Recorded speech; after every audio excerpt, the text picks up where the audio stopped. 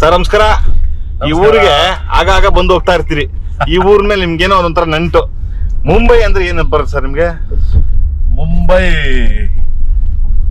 Almost ನಾನು ಈ ಊರಿಗೆ ಆಗಾಗ ಬರ್ತೀನಿ ಅನ್ನೋ ಒಂದೇ ಕಾರಣ, ಸಂಗೀತ, ಮ್ಯೂಸಿಕ್ ಕೆಲ್ಸಕ್ಕೆ ಬಂದಿರ್ತೀನಿ.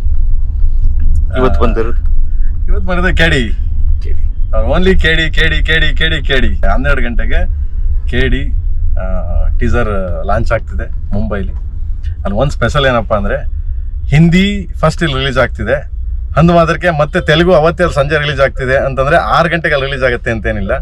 ಇಲ್ಲಿ ಹಿಂದಿ ಯಾವಾಗ 12 ಗಂಟೆಗೆ ರಿಲೀಸ್ ಆಗುತ್ತೆ, ಆಲ್ ಲ್ಯಾಂಗ್ವೇಜ್ ನಮ್ಮ ಭಾಷೆ, ಸೊ ನಮ್ಮ ಕನ್ನಡ ನಮ್ಮ ಭಾಷೆ, ಸೊ ಅಲ್ಲಿಂದ ಹಿಡಿದು ಕನ್ನಡ, ತೆಲುಗು, ತಮಿಳು, ಮಲಯಾಳಂ, ಹಿಂದಿ ಇಷ್ಟು ನಾಳೆ 12 ಗಂಟೆಗೆ ಒಂದೇ ಚಾನಲ್ ಬರುತ್ತೆ.